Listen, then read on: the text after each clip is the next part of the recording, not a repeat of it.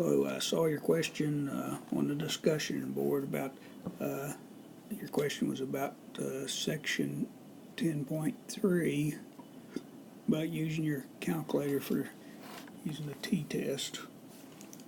And so this is for TI-84 steps.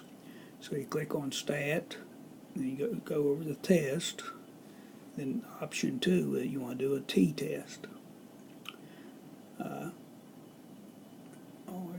Then you want you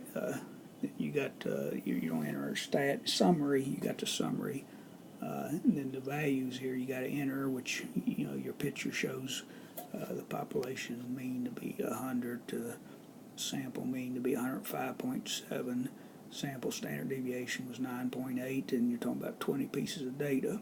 So you enter those, then you select it was a two-tailed test, and you hit calculate and enter. That should give you the answer 2.601. Hope this helps.